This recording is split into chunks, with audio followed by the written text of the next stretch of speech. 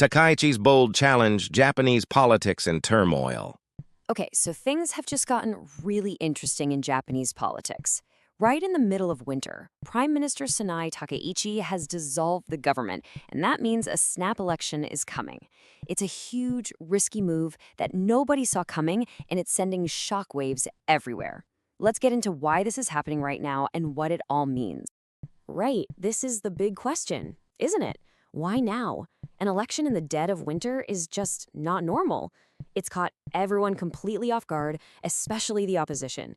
The timing is weird, the stakes are sky high, and it has, you guessed it, drawn some pretty sharp criticism right out of the gate. And yeah, the opposition is not holding back. Akiko Oishi from the Reiwa Shinsengumi party flat out called it a selfish move. Strong words. So with all that heat, what's the official reason for this whole thing? Okay, let's move past the fiery quotes for a second and look at the Prime Minister's own reasoning for throwing the country into a winter election campaign. First, a super quick primer. A snap election, or Shugin Kaisan, is basically one of the most powerful tools a prime minister has. It lets them hit the reset button, dissolve parliament and ask voters for a fresh mandate on their own terms. And that is exactly what Takaichi is doing right now. So here's Takaichi's side of the story. She's saying, look, the last election was for a coalition between my party, the LDP, and the Komeito party. Well, that coalition is now dead. She argues that because the government is fundamentally changed and because she wants to push a bold new agenda, we're talking more active fiscal policy, stronger national security, she needs to go back to the people and get their direct approval. But Takaichi's big move was met with an equally dramatic countermove. See, calling this election immediately sparked the creation of a brand new political force, one that seemed to pop up almost overnight.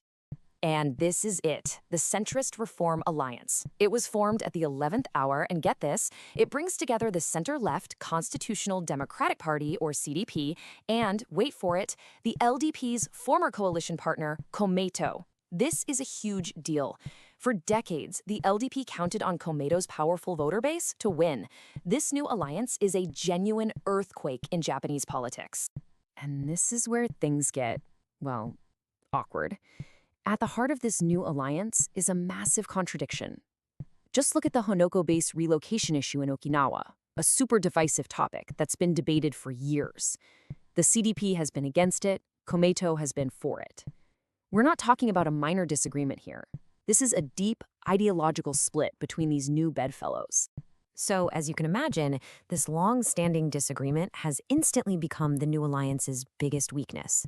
It's an Achilles heel, and Prime Minister Takaichi was more than ready to aim right for it. In the very first televised debate between the party leaders, Takaichi went straight for the weak spot. She put the new alliance's leader, Yoshihiko Noda, right on the back foot, pointing out their conflicting histories and demanding a straight answer. Noda's response was, well, pretty cautious. He tried to thread the needle, saying their common ground is listening to the people of Okinawa. It's a classic politician's answer that carefully avoids actually taking a clear stand.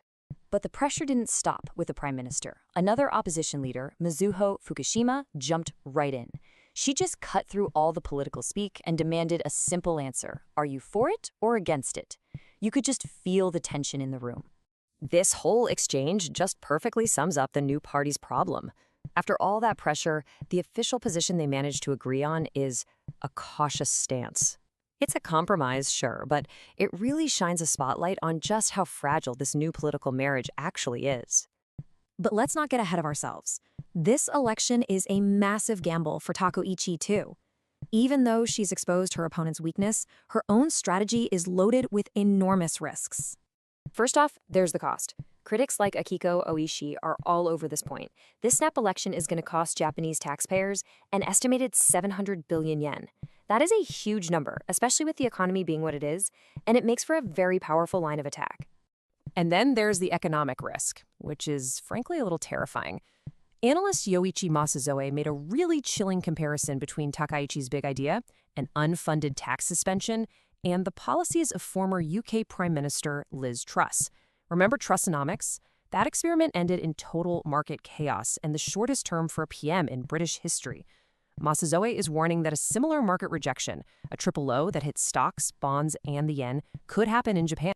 So you have to ask, why take these massive risks? Well, political analysts think it's a calculated power play. If she wins big, her LDP party could get a majority all on its own, which would silence any rivals inside her party. It also conveniently lets her skip months of tough questions in budget committees about old scandals. Plus, a super short 16-day campaign, that almost always helps the incumbents, giving the opposition very little time to get organized. So what we have here is a short, incredibly intense, and totally unpredictable battle for control of Japan's government. And there are some really big questions hanging in the air. Can Takaichi's LDP actually win a majority without the vital support they used to get from Komeito? Is this new centrist alliance going to hold together, or will it just fall apart under the pressure? And maybe the most important question of all, will voters actually go for Takaichi's high-risk, high-reward economic plans? The answers are going to shape Japan's future. So, what is this? A brilliant masterstroke by Prime Minister Takaichi to lock down her power? Or is it a fatal error in judgment that could cost her everything? In the end, it's the voters who will decide. And Japan's future is what's on the line.